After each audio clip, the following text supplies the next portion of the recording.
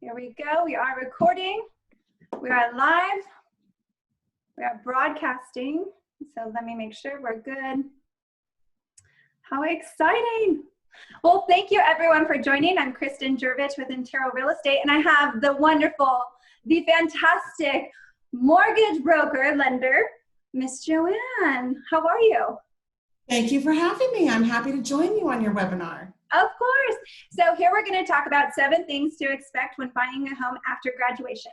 And as you might know, you don't have to be a recent graduate to enjoy some of these tips that we're going to bring to you today.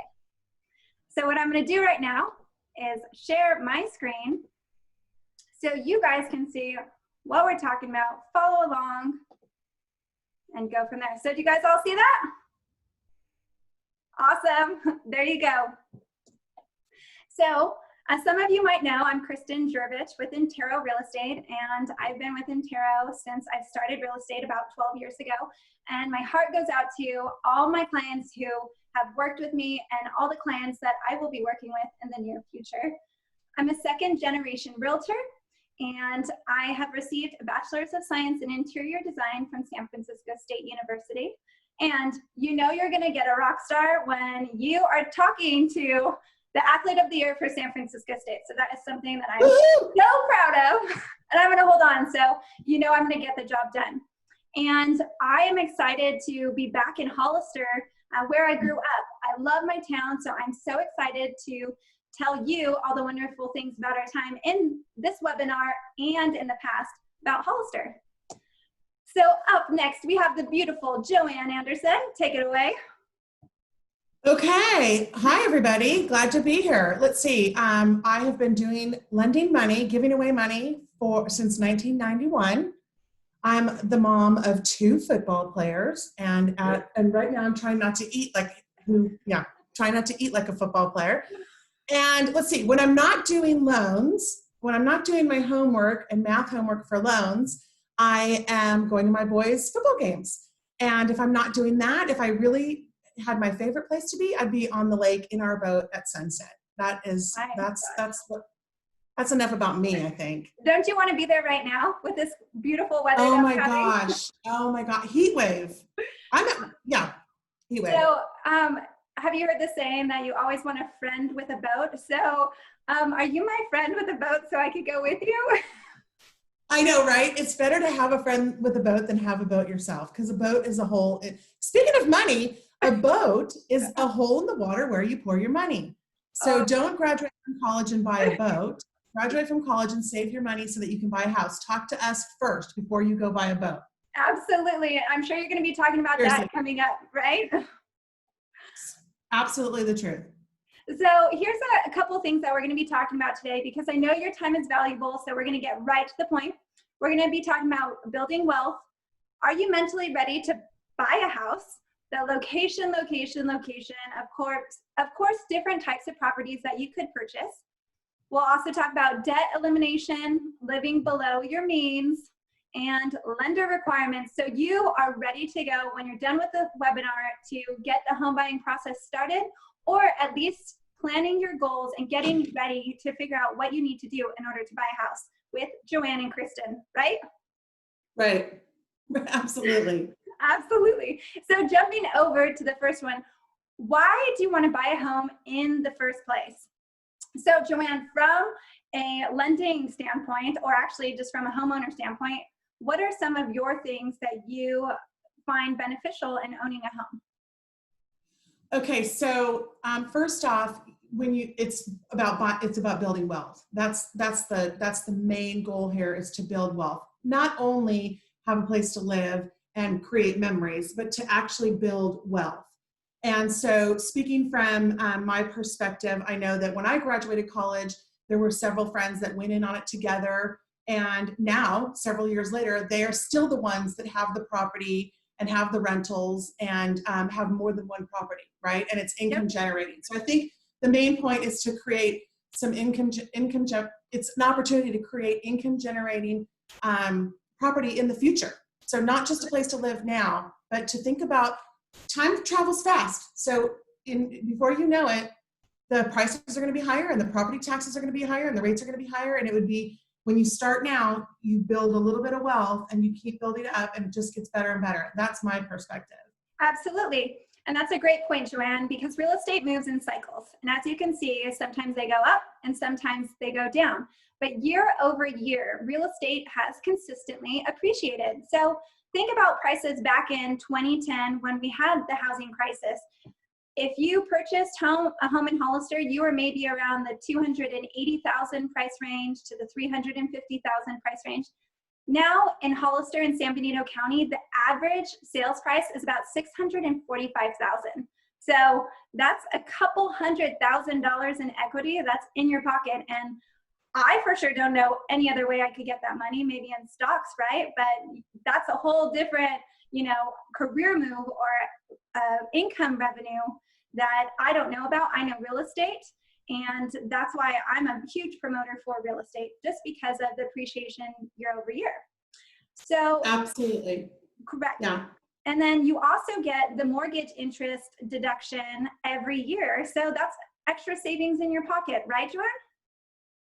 Absolutely. Absolutely. Yeah. So another big thing is, are you ready to buy a house? Because purchasing a home is definitely a big commitment, right? So are you ready to adult today? And I love, it's kind of like, oh, I'm not ready to adult today. I still even do it. And I'm not going to tell you how old I am, because I like to think, I'm 18, right? But currently, the median age of home buying is 33. So if you just graduated from college, maybe you're in your early 20s, do not stress that you're not hitting mile markers in your lifetime. It's really okay to take the time, because you have to be mentally ready to purchase a home, because it's a commitment, and most people stay in their home for about 10 years. And you usually have a mortgage for about 30 years. So if you think about where you want to be in 30 years or 10 years, you kind of have to make a commitment sooner than later, or at least when you start this journey of home ownership. And a big thing is just starting with goals. Start small and then you work your way up. And eventually, most people want to own a home. And you can see by this map or this chart on your screen that the median age for the Gen Z, they're the new ones past the millennials, because millennials start around age 23 right now. So if you go a little before them, they're the Gen Z, and 86% of them want to buy a home. So they have some time to get there. And I recommend some great books for people watching. Of course, Warren Buffett. He's fantastic. We have David Bach, the automatic homeowner. Malcolm Gladwell, he's one of my favorite authors, that he's so relevant and I love his stuff. Benjamin Graham, I think everyone has to have this in their library.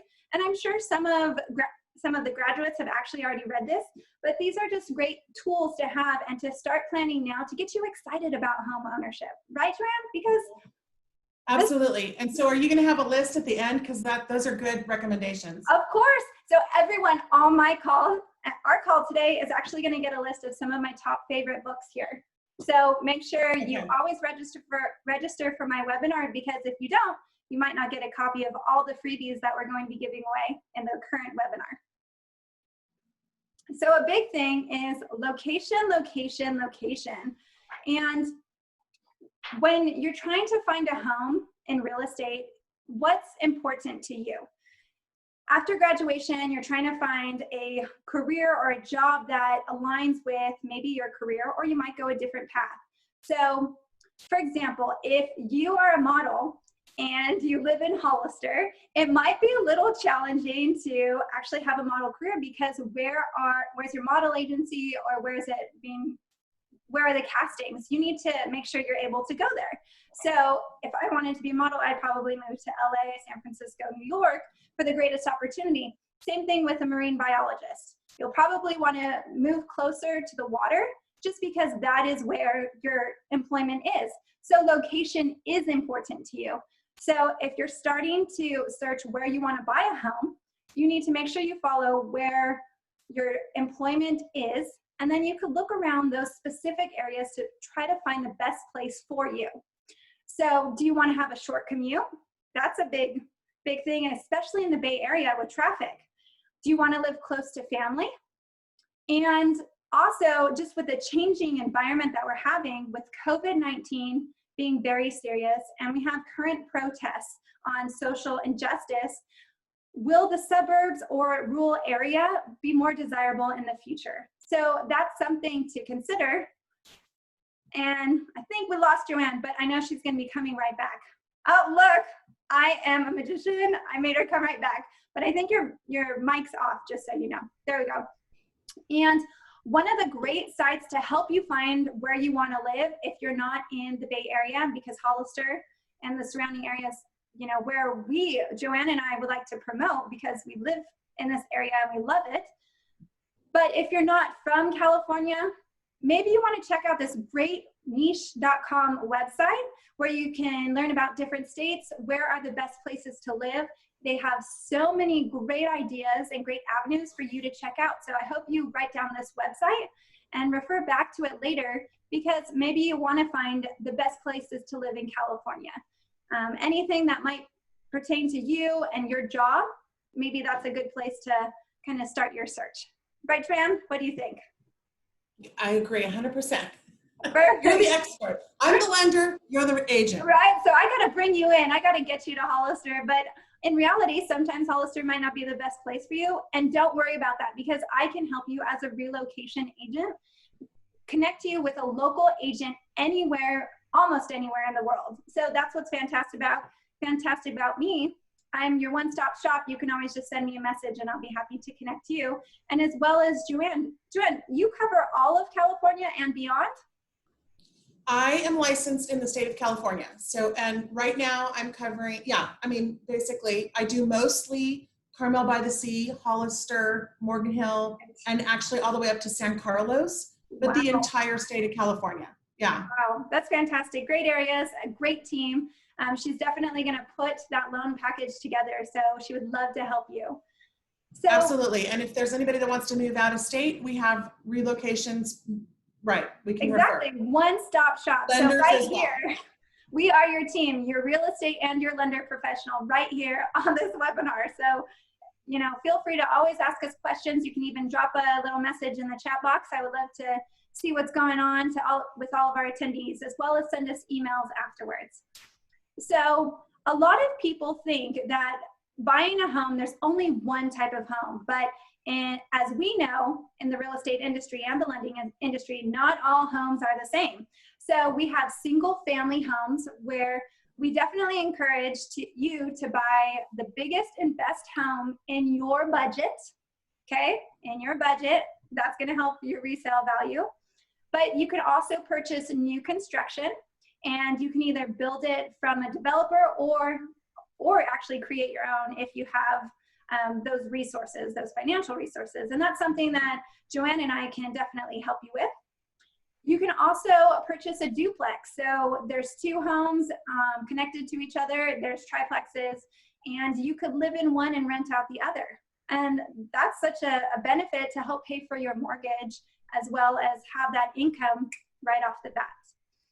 There's also townhomes versus condos. So we have townhomes in Hollister that offer great affordable homes, but just keep in mind we do have HOAs. So Joanne knows that when we go and have clients look at townhomes, they also need to qualify for that HOA.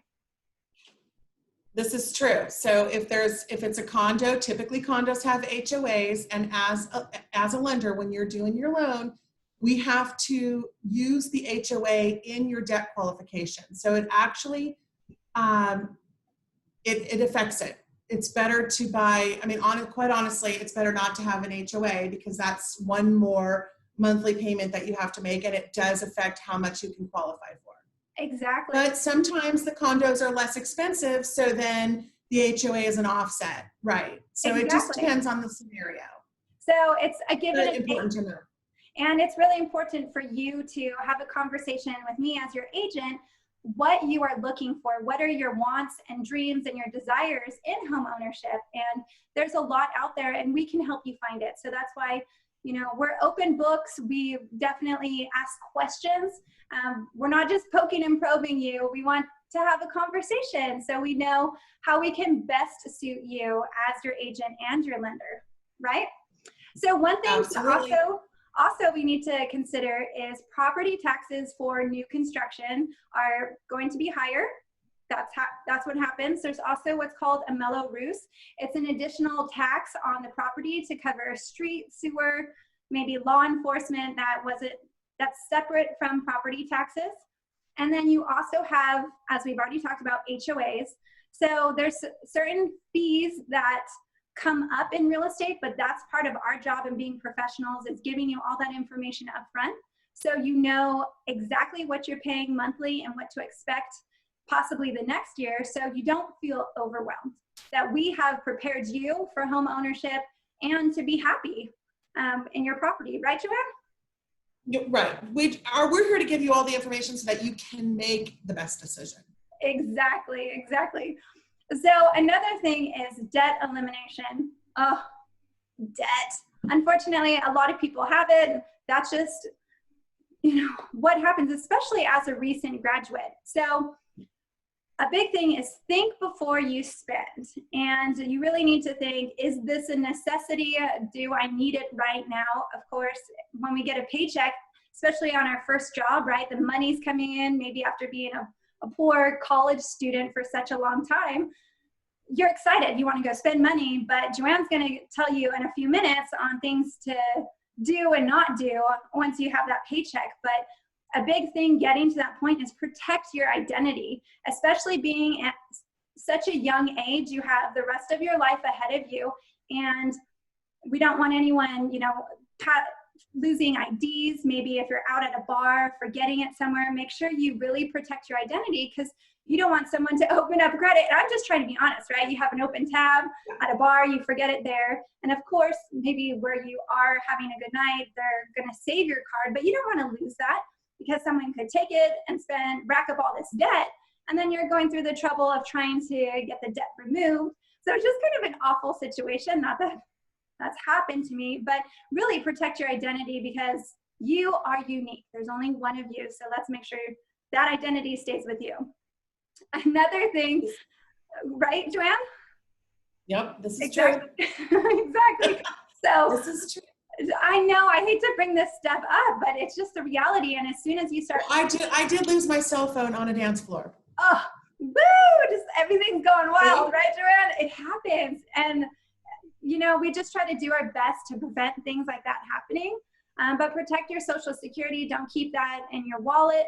In case your wallet goes missing, you forget it somewhere. So make sure you keep all those things private, and be careful on where you're sending it, especially online.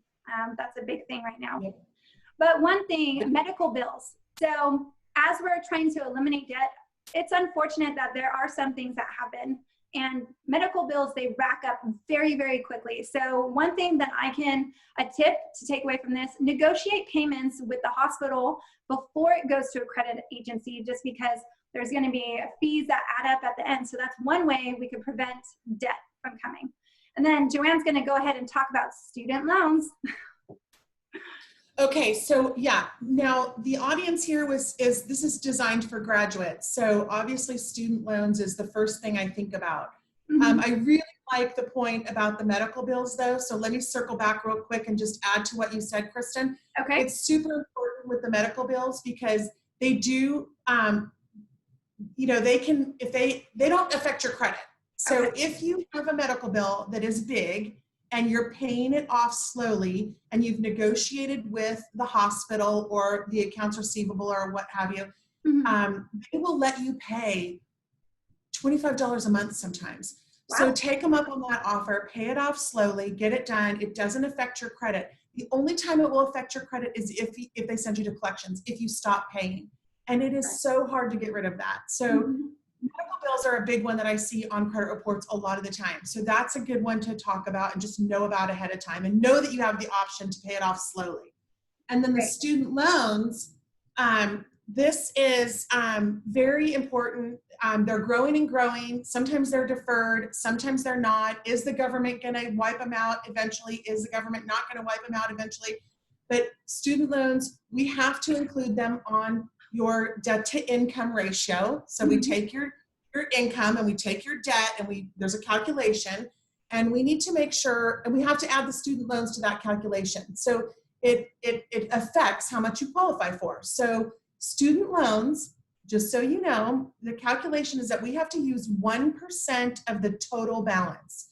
Okay. So and sometimes student loans mostly are, on your credit report, you'll see sometimes some people have 20 of them if they're doctors or nurses, and some people have 2 or 3 or 4 or 5. It's not just one. Mm-hmm. So you have to add them all up, and if they're deferred, we have to use 1% of the entire balance. And if there's a payment attached to it on your credit report, in some cases we can use the payment that's attached to it. But important to know that we have to use that in your calculation, and it's okay. It's okay that you have them. Right. It's great that you have them. Yeah, it's okay. Don't let it scare you. It's okay that you have them. But this is when you would want to be the person that's going to not have other debt. Like, just be really careful about the car that you're going to purchase when you graduate from college and that sort of thing, which we're going to touch on next, I think, right? Yes, that's coming up. So one other thing before we talk about the car, the Lamborghini, the Corvette, actually it's all about the mill cars, so let's talk about them. Hellcats, Scat Packs, just kidding. The average tax refund for the states, if you're getting a refund, and I know taxes are not due until July 15th this year, take those funds that you receive, at the end of July or August, and put it towards your debt. I was talking to one of my clients, and they received a refund, and it wiped out their credit card debt. And I was so proud. I was just so proud of them, and we're probably going to be getting their house on the market so they could buy their second home. So, see, you start somewhere, and you just keep building and building to get that dream home, right? So we're going to get you into the biggest home within your budget. So then when you go to sell to get your dream home, you're one step closer, because that's all that it is, right? Baby steps. Mm-hmm. All right, Joanne. Now we're going to talk about living below your means. Right. Okay, so this is my favorite thing. This is so important. And so many people, when they graduate from college, they don't know this. And so the first thing I always ask when people are walking into an open house and they, I look at the car outside, what did they drive up in? Because honestly, you can buy a car the day after you buy a house. I promise you. The day after you close escrow. Yes. So in other words, lenders, we have to use these calculations for mortgage lenders, use calculations to qualify you for a home. Mm-hmm. You also have to qualify for an automobile loan as well, of course, but auto finance people are going to be a lot more lenient. And I promise you, they will let you buy a car the day after you've closed on a house. But when you buy the house, if you already have the car payment on your credit report, this is a very important key. This is so huge. For every $500 car payment, that limits you by $100,000 with regard to how much you can afford. Oh, that's brutal. That is so brutal. It is so brutal. So your car payment might be $300, and that's not quite $100,000. But the point is, if you have a $500 car payment, and I'm telling you right now that you have a $500 car payment and you can afford a $500,000 house. Mm-hmm. If you didn't have that car payment, you can afford a $600,000 house. It's as simple as that. It really is. And the best part is that if you resist buying the car and you save a little bit of money for a down payment and you buy the house, you honestly can buy the car the day after you move in. And then you'll have the car, and that's this picture. You'll have the car and the house. There you go. Yeah. So that other picture was the fancy car. Yeah, that other picture was the fancy car in front of like the brick building, the loft. The guy has to live in an apartment building. Yeah, there you go. Fancy guy, fancy car, has to bring his dates back to this building. But wait, what if you buy the house first and then you can park that car in your driveway? This is the goal. Yes. Right? Absolutely. So this is the right steps that you should take. If you need a car right now and you're in the city, or consider public transportation, Uber, Lyft. I know a lot of people in San Francisco actually don't have a car, or there's services where they could borrow a car if they want to come south to Hollister, which is about 90 miles from San Francisco.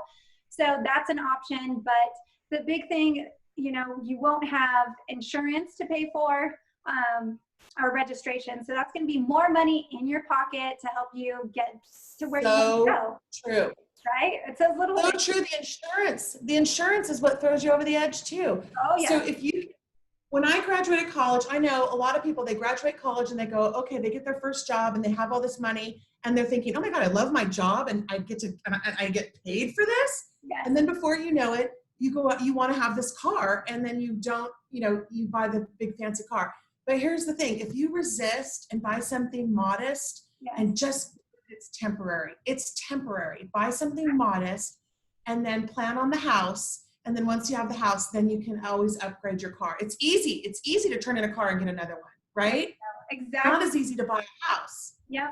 And that's a great tip. Great tip. So, once again, just trying to live below your means. And we touched about this before, but pay off your credit card, hopefully every month. And that was something that my parents always told me, if you don't have the money in your pocket to pay it off, don't buy it.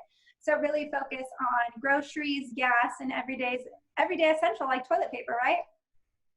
That's essential. That's a hot item right now.